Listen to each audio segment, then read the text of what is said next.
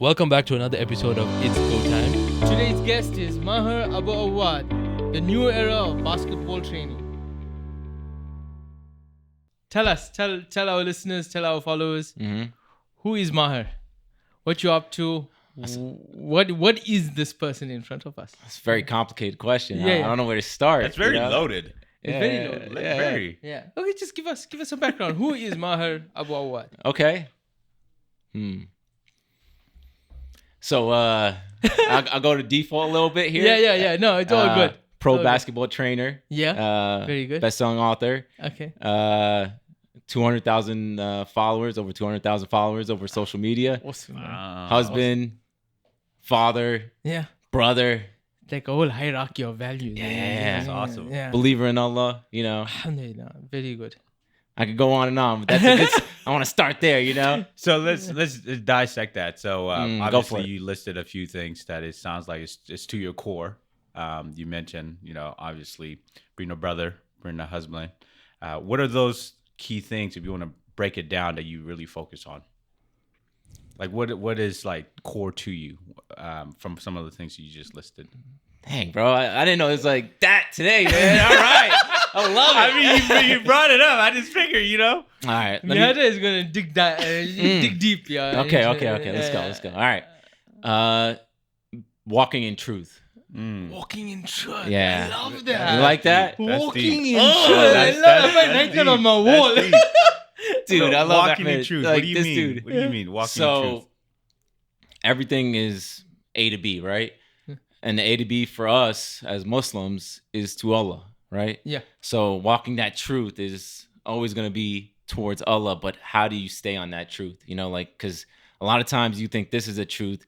So like staying on that straight path, So I guess that's a good way of putting it. That's awesome. So how has your journey been? Staying on that path. So You know, far. People ask for ease. I ask for difficulty. And the reason why is because that's when you get better. So like, when I make my dua, for example, I didn't expect it to go this way, but I love it. I always ask Allah to challenge me, because the ease allows you to kind of sit and be satiated a lot. And I don't like that feeling. I mean, we do like that feeling. I think a lot of us want that feeling of being satiated, because it feels like you've completed something. But there's that challenge that pulls you into being better, and then not accepting that satiation from that moment when you completed something big and just moving to the next thing, kind of building and building bigger. So, like there's been years and years of failure, but I those failures have allowed me to kind of push different angles and understand the limitations that we have as humans, and realize that failure, I love failure. It's a great amazing. feeling. That's an amazing way you put it. But what keeps you motivated? Tell me. After every failure, we know what builds character and everything. Right. So you go through these failures in life, and then you bounce back, and you have successes. But what keeps you motivated? What to continue pushing after these failures? We all have to bring the best version of ourselves every day. Yeah. And when you kind of sit in that depressiveness or whatever it is, hesitation, you're allowed to feel that way. We all feel that way, but being able to kind of understand that you, regardless of being in that moment, you have to step through it. So motivation for me is understanding first myself, in a sense that we are all kind of the same person, but just different aspects of each other, different versions. And understanding that by being motivated and understanding motivation and staying motivated, I also figure out how to motivate others. So that's why I love motivation, because it allows me to really understand how to motivate other people, to the point where I push myself in situations where I shouldn't be in a sense.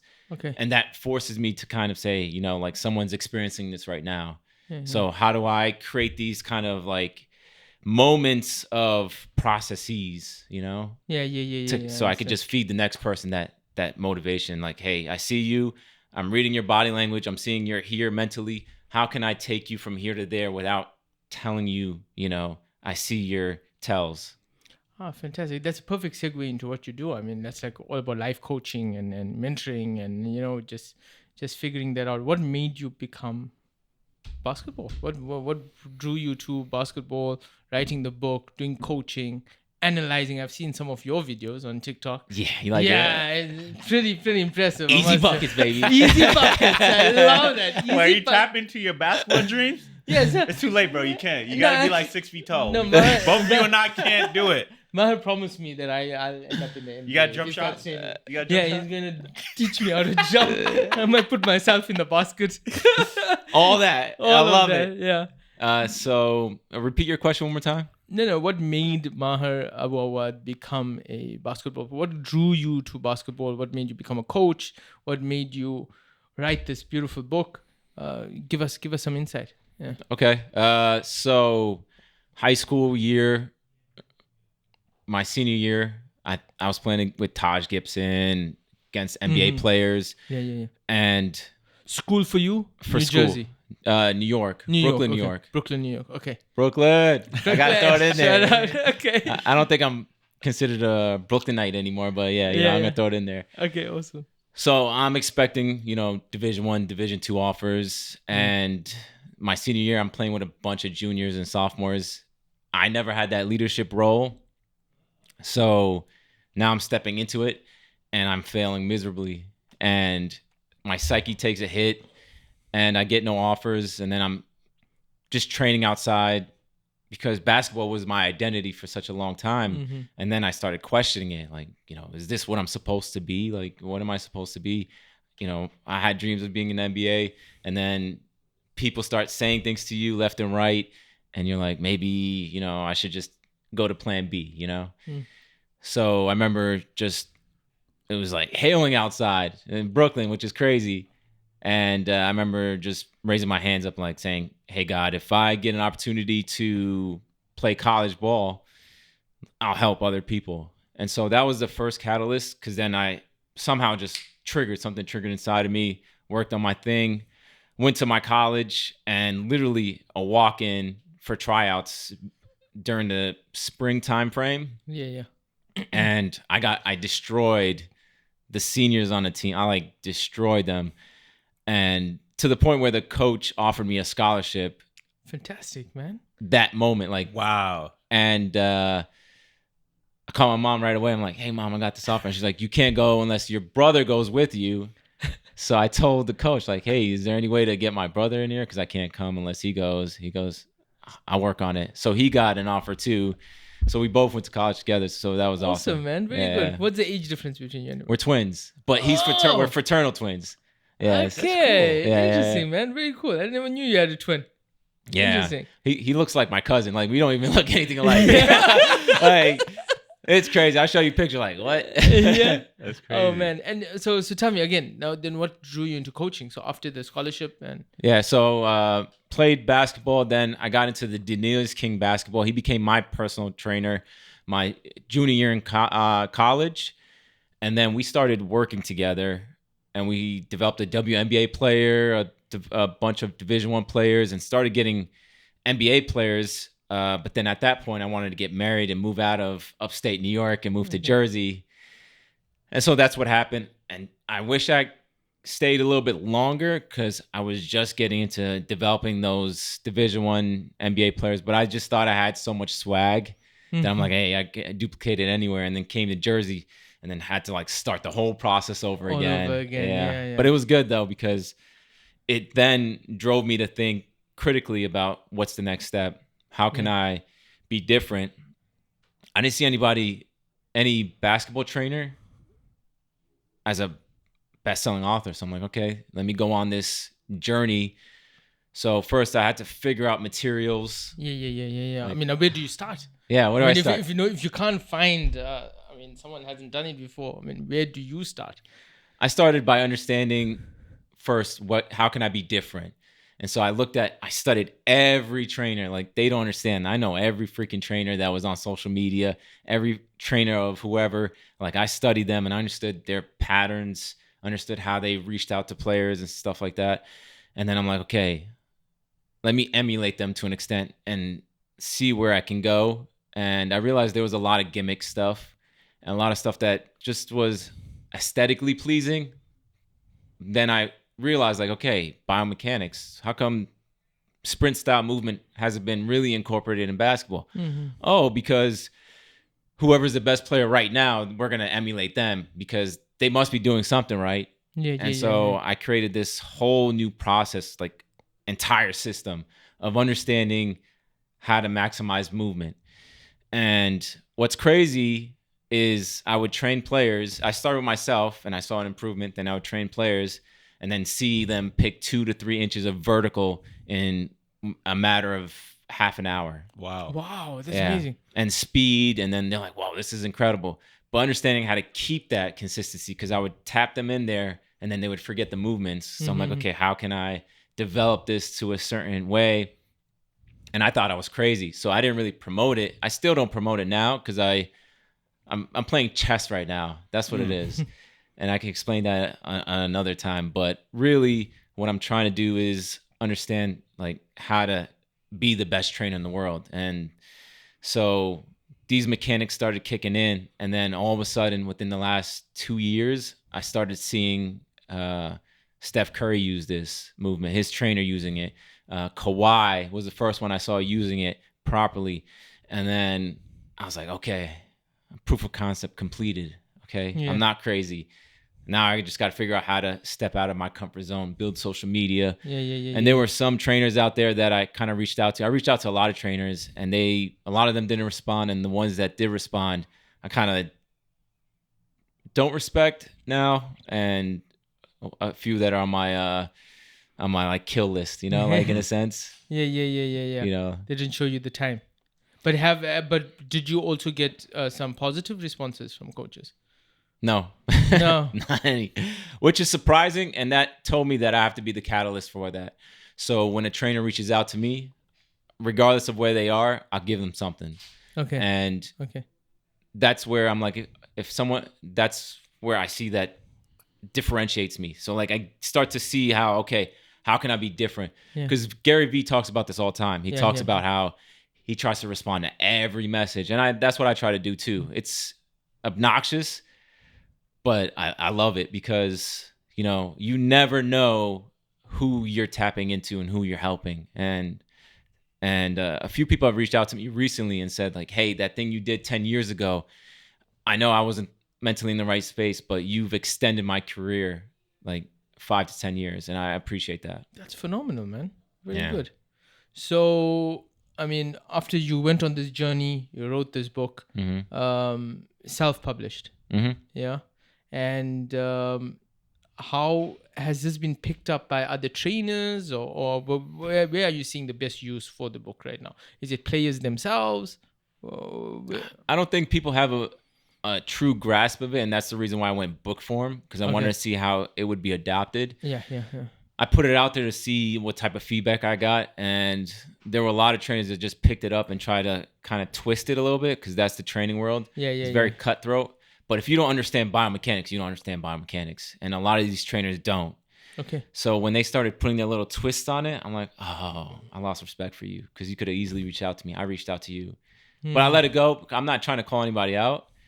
It's like one of those things where I'm like, okay, this is good because I realized that there's a level of intimidation that's going on. For sure. So that added to my fuel as opposed to being victimized. And we all have those moments.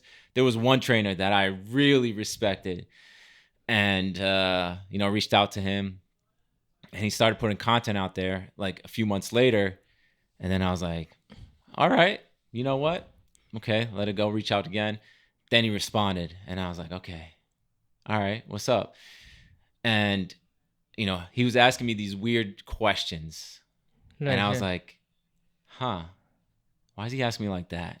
That's just such a weird question. And it was almost like a legal question.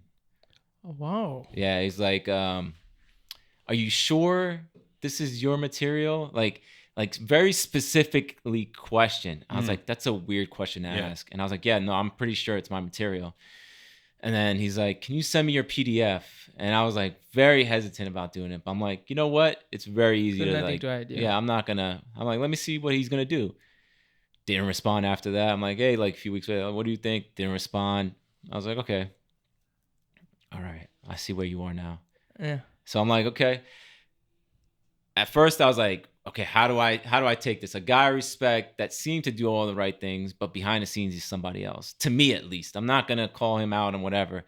And it's a lot of like kind of interpreting, and then you know what? Let it go. Release it. This is motivation. This becomes a story I share one day, you know? Yeah. So I've had a lot of those moments where it's like I felt victimized and I'm like, damn it, man, why does it keep happening to me? But it was just this story built for me to become the person I need to become. But Like we were talking about, Yeah. But I think at the same time, you entering a space, Mhm. you are so new.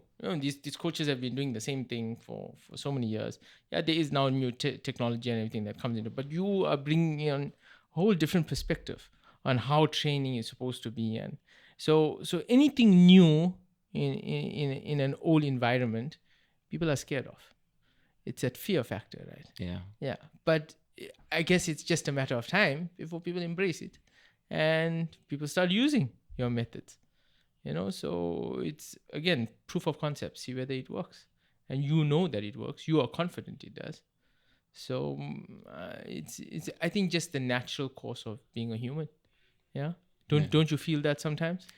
I do, but just my experience, and it's different when in the sport world. Okay. Because the way athletes operate, it's like alpha for some reason, because you have to be a little bit conceited, and I don't like running that route. Yeah. It's like almost a facade, because you realize like the more they do it, the more they're kind of self-conscious. So the more I see someone being this alpha, the more I realize like, okay, it's a facade, Yeah. So it's all for show to an extent, I think, because the true people that you see are the ones that will like greet the person in the street, whatever, But at the same time, that's what gets them in the door. Yeah. To kind of sell this fancy shoe, it's one of those things where it's like, oh, like I was telling a couple guys the other day, they were asking me, so how good is the NBA? I was like, honestly, they're not as good as you think they are. I was just gonna start asking you questions about that right now. Yesterday, I was watching small short on Luka Doncic. Yeah. And they were talking about the Spanish league and the European leagues and then NBA. And then one of the questions that really sat with me was, why don't more of these European players like Doncic, they become MVPs in Spain and so on? Because I think Spain is the next best league, right, after the NBA. Why don't a lot of them cut it or make it in the NBA? Like Luka is one of a few, right? When you really think about it, and you go down the list every year, all the draft picks. Why hasn't it worked out? What is so different with the NBA compared to the rest? So it's more. So the NBA is more of like a. If you put an NBA player with local players, Yeah, they'll get killed, right? is it? But no, is that true? They'll get killed. The local players will get killed. But if you keep that NBA player for a long period of time, you'll see the talent change drastically. Why? Because it's almost like the vibration that we feed off of each other. Like when I play pickup with these guys, like these old guys invited me a few years ago to play with them like 5 a.m. I'm like, hey, I need runs. Let's go, right? I would destroy them for 2 months straight. Yeah. And then after about a week later, after that 2 months, they started stopping me. Yeah. They started anticipation. The competitiveness started rising. It was the weirdest thing. And all of a sudden I'm like, hey, like something is being weird here. And then I was like, did I fall off? So then I would go pick up somewhere else, destroy. I'm like, there's something here. And so what they do with the NBA, with talent, is they don't want them to play with local players. Okay. Because that keeps the talent locked. Yeah. And so that's what I noticed. So like branding, all that stuff, really is a way to control the talent, to keep them from talent pool. You don't want spreading them it. Yeah. Because if you, like years ago, the NBA players used to play pickup And they realize like, hey, if we kind of control the talent and not let them showcase their talent, we kind of push them to this higher level in a sense of perception and also keeping the talent contained. Right. So that's one thing I kind of like realize when you develop players, you kind of have to keep them in this mindset of talent build. So like overseas, the problem with overseas is you're not just dealing with them playing overseas. You're dealing with the fact that they're dealing with local teams, with money cap. You're dealing with being in a new environment, racism. Yeah. You're dealing with a whole lot of other external factors where these NBA players just show up and play ball for the most part. And they live this perception that they are the best. And if you keep them in that mindset, now you keep them playing at that level of confidence. Basically controlling a narrative. Exactly. So prior to the podcast, we were talking, and there's another man within your space that we mentioned, which was Tim Grover. And there's several things that we stated throughout the podcast that I really, truly love. And there was 3 variations that he mentioned. And he mentioned there's 3 types of people, especially when it comes to basketball and stuff like that. He mentioned cleaners, closers, and also, what's the other one? Why is it not coming to my mind? Do you know the third one? I think it was killers. No, it started with C. No, it was cooler, closers, and cleaners. So from what I'm gathering from you, it sounds like you're the third aspects of that, which is the cleaners, meaning you're not satisfied to just being satisfied. You want more, and you want to push your players to get more. So when it comes to being at the upper echelon within basketball, to being the great of the great, what separates the cooler, like the guy that just come on the court, do a little rounds, opposed to the guy who's willing to stay for several hours and really master his craft, you know, because I see the same thing when it comes to jiu-jitsu. You have these guys that just come in and just go on the mat, do what's needed. And then you have the guys who's willing to stay after class and beat in the next maybe another hour of just drilling with the coaches. So when it comes to your training tactics, like what do you look at these like players that you're training that separates the ones that's just going to be average and the one that's going to be exceptional? That's a great question. So the first thing I do before I train a person is I understand if they're worth training. And that has to start with the fact that I have to understand. I've got a problem. Say again? I will have a problem. Maher won't think I'm worth the training. So if they're not ready, right, I get them ready. Okay. But before we get on the court, I have to understand what their end in mind is, what their goal is. And that kind of gives me a timetable of like, you know, where they are and how much time they need to develop. So right off the bat, I know if they can make it or if they can't make it just because of where they are and where they need to be, timeline. After that, it's understanding truly if they're motivated. Like I asked them various questions, like, you know, how serious are you about this? Kind of like get their feedback, read their body language, and then see if they're insecure about it or if they're serious about it. And then from there, like once they clear that, the next step is to see their feedback on the court. I take them through a few steps, basic things, see how they react. And then I like to just play them one-on-one just to see how good they are in that situation. And one-on-one tells me a lot because a lot of NBA is one-on-one. So it tells me if they're fast enough, if they have the athletic ability, what they need, things like that. And so sometimes the eyes lie. So when I play them one-on-one, I'm like, oh, okay. You know, really his weakness is this. If I fix that, and I'm kind of going through it like a mechanic. I'm like, okay, if I fix this, it's going to take this long. All right. So as I'm doing that, I'm also gauging their feedback, how they take responses, how they take criticism. Sometimes I overload on criticism right off the bat, like boom, boom, boom, boom, boom, boom, boom, boom. This is wrong. This is wrong. Yeah. You know, like more like, all right, I need that higher. Come on, quicker, faster, blah, blah, blah, right? Seeing how they kind of reflect. And then all of a sudden, like, if they're starting to make a lot of mistakes, it's not a big deal. It's the way they act after, like, and if they're not able to work through that, I'm like, okay, so there's that aspect that I have to work through. How long do you think it's going to take? So now I'm creating a timeline for myself on if this guy's worth that time or not. And typically I know my abilities. The issue is, do they understand their abilities and what I can take them through? So just last week I flew out to Delaware to train Kyle Johnson, plays for Delaware State. He played forward for them. And I was looking at him. I'm like, this guy could be a 3-guard. So I'm like, can I develop this guy within an hour and a half? Because I only have that day to train him. Let's see.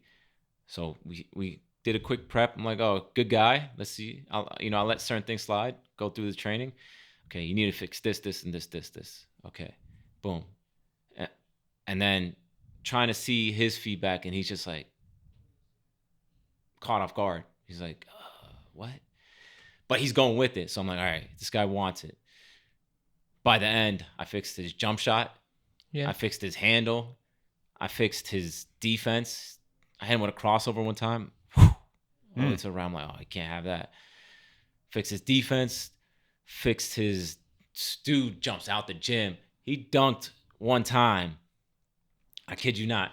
From the middle of the paint, his arm was above the backboard. I'm like, okay. Wow. He was moving like Jason Tatum, bro. Wow. It was crazy. Yeah. I was like, this guy could be a player. And then I didn't realize he was a little older. He was like 23. So I'm like, NBA is out of the question. But G League is still there. Why is that? Why do you feel that age will be out the picture? Why? I mean, that's still relatively young though, right? It's perception. Okay. He doesn't have a brand. He doesn't have a name yet. He has to take time to get that name. Like if he comes in 1 year, destroy. Like I tell people, NBA is out of the question right now. If you work hard enough, who knows? But there's a very, very small list. And you have to be comparable. So I'm like, comparable with Jason Tatum, you know? But the other part is, can he take what I gave him and implement it in the game consistently and drop 30 to 40 points in a G League, team through the season, and then get the opportunity to play and then see, if he could play at that next level and tier. But I'm like, but I don't like to give him that answer. I said, I think you could play G League, definitely overseas.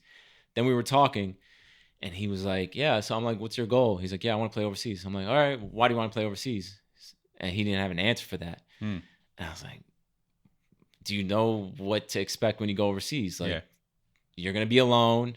It's going to suck because you're going to be the only English-speaking person on the team. You're going to culture shock. You're going to deal with owners not paying you sometimes because you're a new guy and the first year is always rough. Like you're going to eat mustard sandwiches. Are you good with that? And when I said that to him, he was like, yeah. I was like, oh, he's not ready for it. So the harsh reality is basically what it sounds like. There's one other thing. So I'm going to name drop here real quick. So I was fortunate enough to grow in Vegas, and I went to school with Gary Payton's son. Okay. And the reason why I'm bringing this up is because, a lot of, if it's fighting, if it's basketball, if it's hockey, if it's soccer, kids that come from parents who are very great, they want to follow those lineage and those footsteps.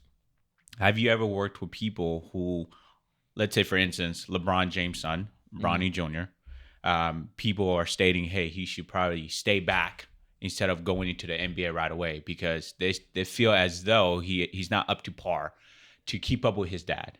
So when it comes to these kids that are trying to follow suits like their parents and they don't have that hunger, because you're coming from, I mean, not to disrespect, but a silver spoon, opposed to a kid who's coming from a place like his dad, who was in Ohio, that was coming from the trenches, right? He had to work 10 times as hard, knew the amount of steps. Now, his son following up, your dad's name is what you're coming with. So some of them may not have that same strive to be great. Do you see that? I mean, is that something that you see from some of these players? Like if it's their kids that's trying to follow suits like their parents, who just they have the name behind them and they want to get to that level, but they're not really up to par with their parents?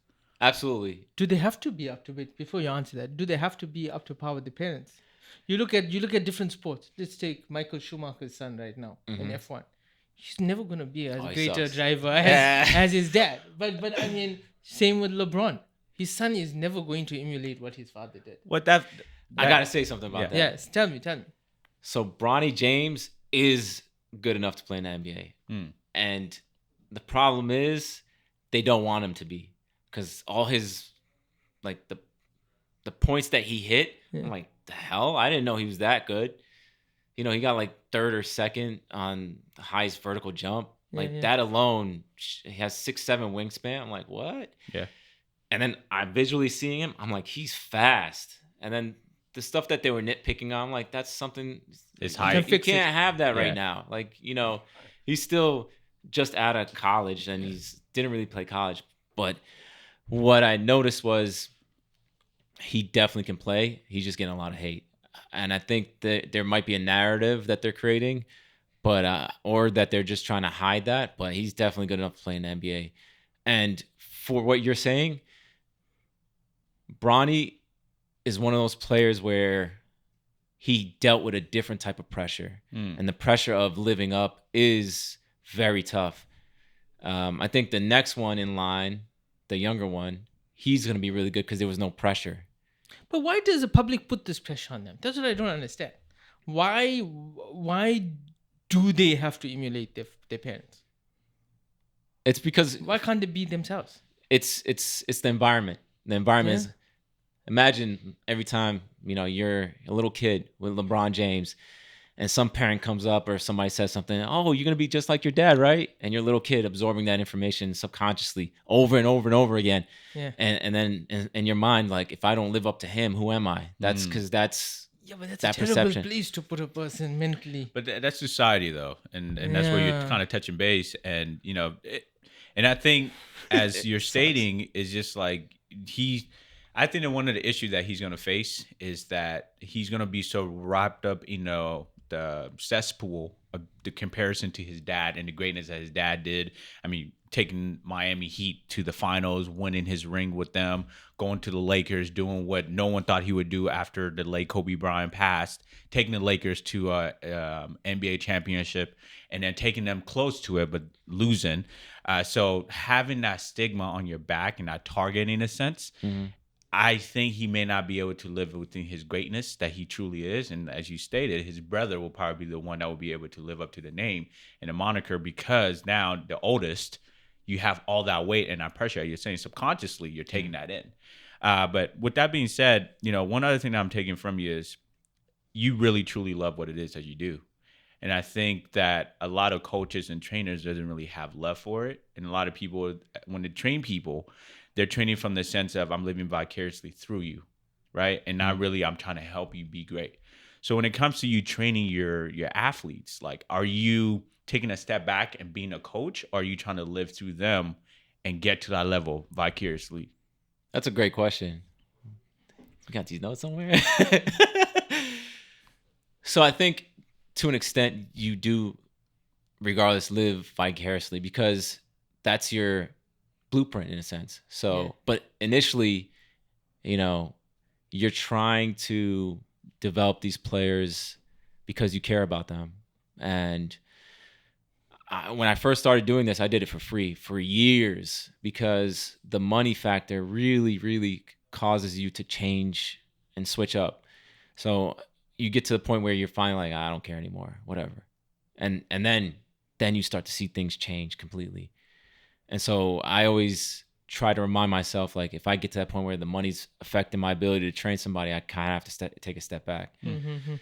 And I see a lot of trainers, the way they operate, it's to prolong development. So, like, they're going to give a player certain things. Like, I had a few people tell me, hey, why are you doing it this way? You shouldn't be developing players this fast. You should be taking your time to develop them, this and that. I'm like, but that doesn't make me great. That makes me money driven. Mm-hmm. And the money always comes to you, regardless if it takes you a decade, 2 decades, it comes to you, but you got to do it right from day one. Yeah. And when you do it right from day one, you don't make mistakes like they do, because they start to burn out. they're constantly driven by, oh, I need to get more. I need to get Yeah. more. And it becomes this almost addiction to creating turnover fast, or not creating turnover fast, but getting that money fast to create greater profits. And so that's what I noticed with some trainers that I spoke to. And I'm like, okay, these are not the right people to talk to the point where it's like you reach out for mentorship outside of it. Yeah. Because then you get the true mentorship that you need. And then you create that mentorship. So hopefully I get to the point where I create this mentorship to help people get to a spot faster. So those are the couple things. And then two, you do, like they're your kids. Like they could get to the point where you just like looking at them like, wow, Yeah. where you were like 2 years ago. It's crazy. You have that sense of pride that Yeah. look what I've helped this kid do. Yeah, like you get a kid that's like broken. He's Yeah. like, this coach said that I wouldn't be able to do this. How are you going to do it differently? And then they've been broken so many times. Yeah. And there was this one kid I trained. And he used to come to my house every day. His name is Joey. And so he'd come and he's like, yeah, my coach said, like, like I'm a bench player. I was like, you a bench player? What? And then I go back to that mindset of like, okay, this is a high school coach. He can't see. He can't develop as fast as I can. Whatever. Let it go. Everybody's in their own lane in a sense. So I'm like, okay. I'm like, let me just work with you one time, see what you're about. So I work with him. And then he's like, whoa. And I'm like, look, you got to work on these. You got no left. Like, you got to have a left. You're a guard. And every time I would watch him more and more, I got caught watching him more and more. And what I would notice was like he just had this movement and it became artwork. I was like, wow, it's like you're the paintbrush, but at the same time you're not. And then you just see these guys develop and you're like, this is what it's about. Sounds like you're the Picasso of basketball. Yeah, bro. I'm telling you. I know, That's so a beautiful way passionate to about it. analyze I that. love it. That's beautiful. That's amazing, bro. Yeah, but to see this guy like that had parts and he had yeah. something, Yeah. and then just to see him like come together confidence wise, Right. Yeah. His ability to help others. Like he went from this like angry kid to this kid that was like, like, hey, what's up, man? How you doing? Just like, just to see those things develop within a year, 2 years time span. It's like, wow. But that's what I'm loving about your coaching style, because it's you're teaching them basketball, but also it's character building, right? Absolutely. Yeah, changing their persona and making them better people at the end of the day. And That's what you're trying to do. and sorry to interrupt you, but I initially started this as a Yeah. nonprofit because I wanted to go that route. Oh wow, okay. So okay, I built this whole character development thing before I hit the biomechanics. And then I was like, okay, if I really want to change, it can't be from bottom up. It has to be from the top down. So that's why I went to a for-profit, and then the biomechanics started kicking in. But that's always lingered. Like every time I develop somebody, I'm like, how can I make them better as a person, not just as a player? To the point where I call my guys good guys. Like if you're part of my team, you're part of the good guys because I only develop good guys. Yeah. So, being that, obviously you played basketball and got a scholarship from it, prior years when you were younger, what was your attraction to basketball? Like what really spoke to you about basketball? Because you have, growing up, not to be stereotypical, people look at me and they're like, you're black, you play basketball. I'm like, bro, no, I don't. I skateboard. Like, and they're like, whoa, you're white. I'm like, no, I just grew up in the suburbs. I'm a suburban dude. But growing up, you have people who get basketball and they'll play basketball and stuff like that, but it never really found like their love for it. What spoke to you when it came to basketball? Like, what did you see in it that other people didn't, that you loved it so much and you wanted to take on the road training? Man, this guy got great questions, man. So initially, I was fast because I used to get bullied all the time. And I was pretty much the dumb kid in a sense, because I had an undiagnosed case of dyslexia. So and back then nobody knew about dyslexia. And if you did, you were like, oh, you're the slow kid, right? So you kind of hide it to yourself. And then when I found out I had dyslexia, I'm like, I knew I wasn't stupid. I knew it. And you just wrote a book. Bro. I know, right? Yeah, imagine that. I mean, that tells any kid who's suffering from dyslexia, y'all can do it. Honestly, it's amazing, bro. Wow, it just creates more character for you. Yes, I appreciate that, man. Yeah, it's awesome. Yeah. So tell us more. Yeah. Yeah, you got it. And so I would kind of just found that I was more athletically inclined because of it. The speed led to me playing basketball in recess and finally finding value and not being picked on, and then slowly getting, selected with those kids to play. I'm like, okay. And then it just slowly gravitated to me playing more and more. And then I was like, 8th grade, I was like, hey, I'm going to try for the team and make it. And then everybody just start treating me differently, like the cool kid. And then I remember one year I was playing my cousin in basketball outside in the park in Brooklyn. And there was these 2 older guys, like in their like 30s, like gang signs, stuff like that, talking so much smack. And I was wearing my fake Jordan jersey. Yeah. And I swear to you, Jordan came out, bro. I was laying up, jump shot. No and my cousin was way. like, whoa, you're good, man. I was like, yeah, man. And that just like became the first step to becoming this guy that I didn't know I was becoming. Okay. And then playing with the older guys, but not being allowed to play with them because I had the nicest basketball. So they would take my basketball, play with it, and then I would try to sneak the basketball and run away. And I was like training in the morning, like 5 a.m. when nobody was there. I was like, I'm gonna show these guys one day. I'm gonna give it to them, right? And they would talk so much trash. And it was like a year to 2 years before I was even allowed on the court. And then when I was on the court, I didn't touch the ball because they wouldn't pass me the ball. And then just developing that addiction to like, I'm going to prove them wrong. And just waiting for my opportunity. Yeah. And then I remember this one guy, like a mini Denzel Washington, hated his guts so much because he would say that like he had like these 2 kids that were nice that he used to play with and train. And I was like, oh man, if I take him, then I got to take these 2 guys. So I don't know what to do. I was like, all right, I just got to get nice. I got to get super nice. And then I remember there was one day where I realized like, okay, I'm nice now. Yeah. And I was like, okay, let me go show him what I'm about. So we went to the park and we were playing and he guarded me. I was like, all right, let's go. Boom, boom, boom, boom. Hit him with the jump shot. He's like, all right, man. All right. I was like, he don't know I'm coming for him. Yeah. Boom, again. And then he just started getting quieter and quieter through the whole process. Yeah. And then there was one, I was like, it's time to kill him. And I went for it. And I could just see in his face this fear. Yeah. This super fear. I can imagine that. And it's crazy because these moments happen. Yeah. And you're just like processing it all at once. Yeah. It's like time stops almost. And like your mind thinks at this super speed. And I remember saying, no, don't be that guy. Yeah. So instead of hitting with the cross, I just pounded it, hit the jump shot. And I could see the level of respect in his eyes. I was like, I don't need your respect, but I don't need to kill you to know that I can. Yeah. And ever since then, he switched up. He would pick me up first, stuff like that. And I realized like, okay, sometimes you got to dial it back. You don't have to show people who you are all the time. You don't have to flex all the time. Yeah, because they used to call me Shake and Bake. That was my nickname. You're Ricky Bobby. Yeah, Ricky Bobby. Ricky Bobby. I love it, Ricky Bobby. I love that movie. Before the Ricky Bobby movie came out. Bro. Yeah, Shake and Bake, Shake and Bake. I had so many nicknames, but they called me that because I would go boom, boom, boom, boom, boom. Next thing you know, the guy would be on the floor. Yeah. So I just used to like Kyrie people before Kyrie come. Wow.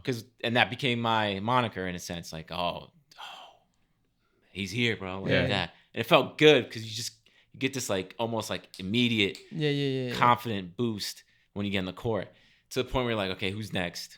And then you see this like brolic dude coming in the gym. I was like, damn, that dude's big, man. I gotta take this guy. Oh, he played division. He played overseas. All right, well, whatever. He played overseas. I'm still in high school. Let me see what I got. And that's how you think as a high school kid. And so like when you play against those guys, you get trashed in the beginning. But again, when you're around talent for long enough, you start to absorb it. And Correct. then Yes. it's like, oh, good job, young fella. All right, man, I see you. And then they respect you more and more. So those are the things that you it becomes your identity. And then you step off the basketball court. It's like people don't know who you are, except for the fact that you're a basketball player. And so you kind of continuously gravitate towards just being on the basketball court more and more and more. Correct. Yeah. My senior year yearbook, everybody's like, "Oh, I can't wait to see you in the NBA." No. I was like, "Is that all people know me for?" I was like, "Damn it, man!" I'm like, do people not know I'm funny? Yeah. There's more to you. Yeah. So I'm like, all right, it bothered me, but it was all good at the same time. That's awesome. Yeah. So in the beginning of the podcast, obviously you mentioned that you let like you thrive for fear. Like fear doesn't scare you, right? So from everything that you stated thus far, it sounds like fear has been one of your biggest attributes that you kind of lean into. What have you learned within those moments where, for most people, they would give up on themselves, they would doubt themselves? As you're stating, you weren't getting picked to go play. So when you aren't getting picked and you're looking at fear when it comes to you chasing your dream to become one of the best trainer, what do you learn from those moments where it's just you against you and you're looking at the man in the mirror like, can I really do this? I have dyslexia. Can I write this book? Can I really train this athlete to become one of the best while he's going to other trainers and stuff like that? How do you lean on your fears to take you to the next level that most people don't? Damn, man. I can't say it enough, man. It's a great question. Everybody has fear. I live in my fear. To the point where I'm like, write it down. Why am I afraid of this? Break it down. Break it down. Am I really afraid of this? Or am I afraid of something because of that? Like, what is it that is the root cause of this specific fear? Like, I was afraid to write for such a long time because I'm like, oh, I'm going to make a mistake. Oh, you're afraid of making mistakes. Why are you afraid of making mistakes? And then you keep just, oh, you're afraid of people laughing at you. Why are you afraid of people laughing at you? You get to the point where you're like, self-worth. You're afraid that people will see you as that dumb kid again, and you're back to square one. So it's like you find the root cause of what leads to it, and then you're just like, I'm not that person anymore. My wife asked me a while ago, like, this profound question. She was like, if the younger you saw you right now, what would you say to him? What would you say to him? I love that question. That's a better question than any other question. I didn't talk to her. I didn't get some question from her. That's a good question. And what I would say to that person is like, you can't be You can that say kid. it on the podcast. We're not going to censor it. Yeah, Say it. We no want to know sense. exactly what it is. I was like, you're a little pussy, bro. And the reason why I said that is because I'm like, you didn't realize your potential. You kept on setting low standards. Yes. And it was like, okay, why did I keep setting low standards? Because I lived in a broke mentality, poor mentality. My parents had no education, but they acted like they were educated, and they were the people that I were my role models. So I'm like, okay, why did I allow them? Because I didn't know any better, and they didn't know any better, and they're living their best life right now, their only life. So they're still going through the process of understanding what success is. And they're trying to tell me what success is, but they still haven't figured it out. And once I realized that, I'm like, oh, okay. Interesting.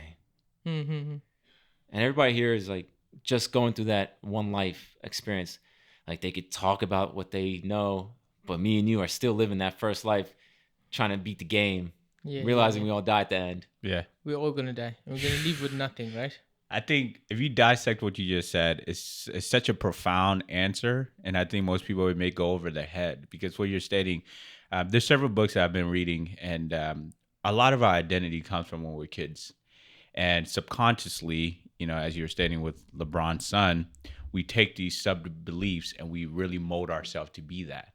But when you extrapolate everything, you really look at yourself and you start asking yourself as you get older, you start dissecting it like, those beliefs weren't never my beliefs, but due to the people that I grew up with and your parents are the first people that you see and you emulate them, you tend to construct who you are from those things. So I really do appreciate you stating that because that shows humility within yourself as a man to really state that, because most people, we shun from it when we should lean into those things and really understand like, hey, a lot of the issues that you're dealing with, you talk about like mental health nowadays, which is like a very profound thing that people speak of.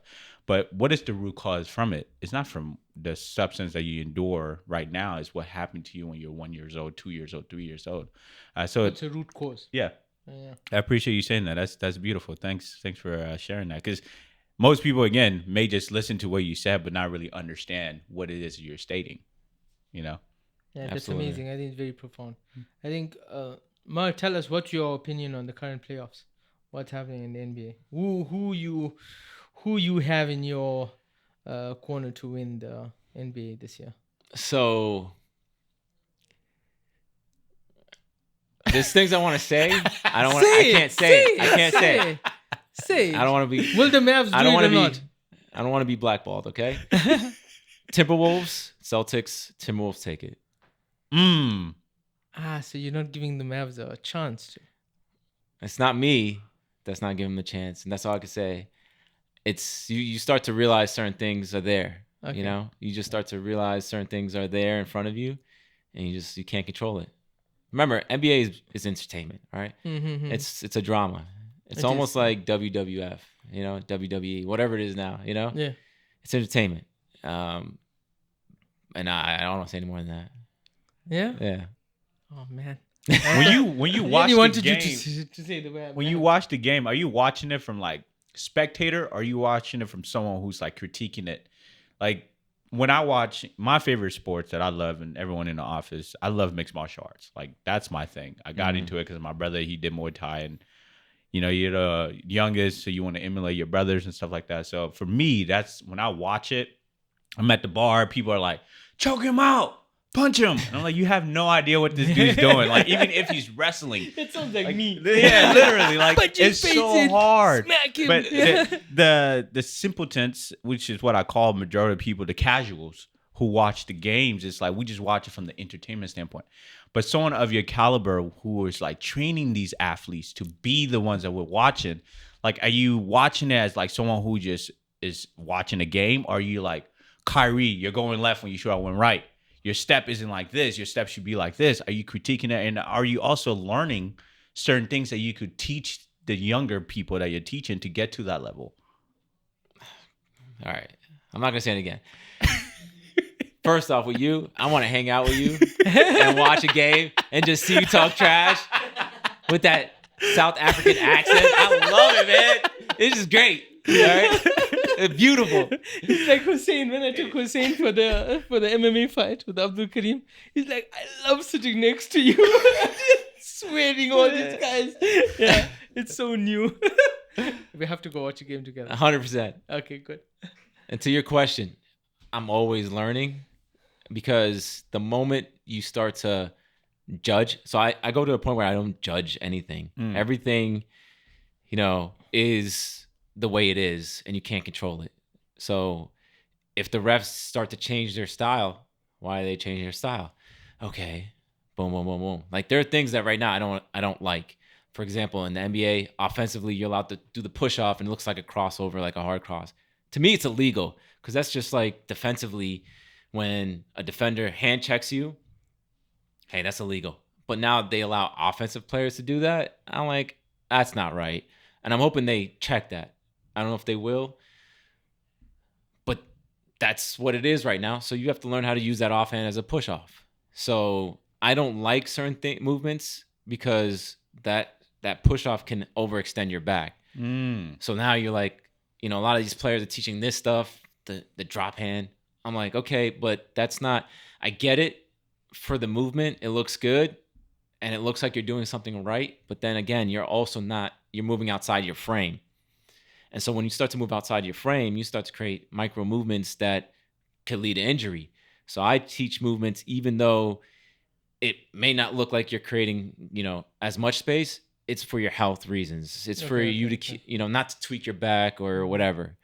So I'm always like, okay, how do I see these different movements as various trainers? So like from the skill training person to the aesthetic person, because aesthetics really sell. And then my core is biomechanics. So I always focus on the biomechanical movement. I'm like, okay, we're going to fix this, but after we get done, we're going to add a little bit of style to it. So those are the things I try to do, yeah. So like I try to see things, even the way the refs, like the way that the ref on the baseline, because they all have to move a certain way. So you have 3 refs, and they move, and they anchor different movements. So sometimes when you're attacking the rim and the ref's going the opposite side, you can draw the foul. So I teach players like, okay, how do you make it look like that defender has fouled you on the opposing side? and leverage that to the finish. Okay. So now you're using the refs for your advantage as opposed to saying, "Oh, why didn't that ref call that call?" Don't go into the judgmental eye. Go into how do I leverage that properly? Because if you did something wrong and they didn't pick it up, why? And so that's what I try to do. I try to like constantly, okay, how do I explain this better? How do I break this down even to a different angle to someone that doesn't understand it this way? Because you get players that have been trained a certain way and you're taking that perception of things. Like you'll get a player and all of a sudden they're shooting a certain type of way and you're like, all right, I need you to shoot a little higher. And that perception of like, or understanding of what that means. And then they shoot. I'm like, okay. They didn't understand what I was asking. Why? And then I try to go into that. Okay. And it's almost like you get like hit with that information. Yeah. All right. So their coach taught them up to this point and they broke it down to, and it's almost like because of the biomechanics, I can see history with the player's movement. It's crazy because it's like, you know, when you see something like on paper, like, I get it. But then I'm looking at it like, damn, this looks like random numbers. Yeah. It's like it's the same thing, you know? And now you've built up that muscle memory. So now even when you're watching a game normally, you could have done that differently. Or this should have happened. So you're analyzing everything. It's similar to when I watch soccer, right? So, or if people grew up with soccer. Like when you're watching a game, you're like, why the hell didn't he shoot then? Or why didn't he tackle? Or like, you know, it's like, yeah, you're watching the game, but you're also analyzing it in a way. You know, if I was on the pitch, this is what I would have done.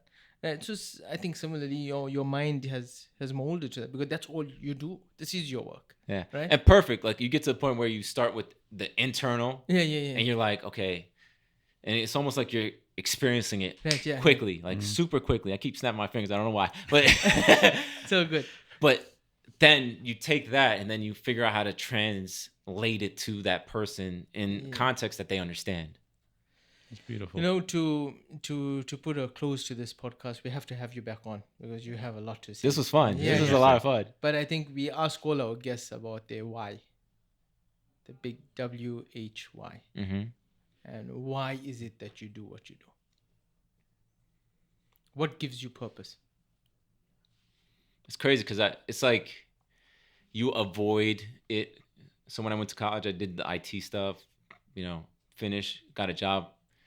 And I was like, oh, this is easy. And felt this huge gap in my stomach. And I was like, oh, I don't know what that is. I got to go fill it. And then I realized like, okay, when I kind of went back into basketball, because you take a little break when you're trying to find yourself. And so I was like, oh, man, I can't leave this. Why can't I leave it? And I just sat there just absorbing, trying to figure out, am I supposed to be this guy? What is this guy? And then you go to prayer and you just ask God to lead you. And then all of a sudden, like little things start to line up. And then you start to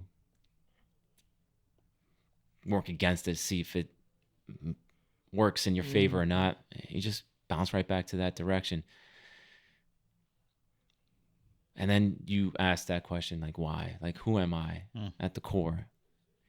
And it really comes down to understanding like what I can do that brings value to the people around me, that gets me closer to God. And I know basketball, and I know failure through basketball. And every time I help people through it, I see that I get closer.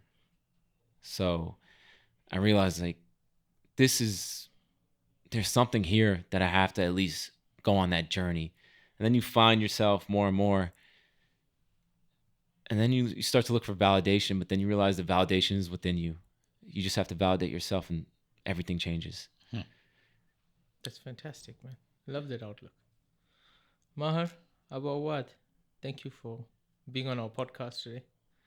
I think we'll need a second episode. I think so too. I mean, I feel like we're kindred spirit, bro. I really do. I mean, I think maybe after the NBA championship, when the Mavs win, then we can have him back on.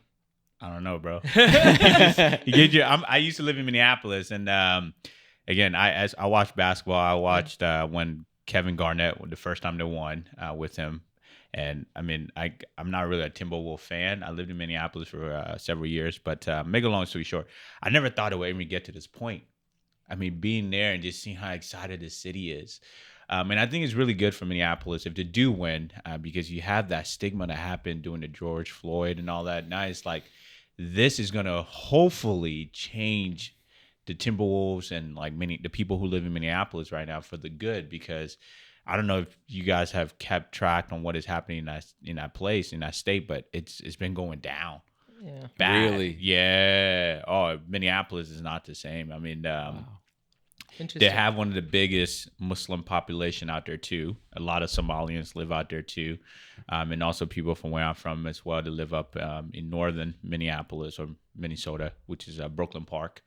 But yeah, since George Floyd back in 2020, man, like the city just went down, and like the political stuff that's happening there too. So I'm hoping if they do win, like that brings a catalyst different, for change. yeah, stuff Catalyst like for change. that. So finger crossed. I mean, at the end of the day, I think everything that you kind of touch base on and you've spoken about, I think when it just boils down to sport and the importance of things that you learn in sport that can be translated through life experiences, that's what I'm gathering from all this.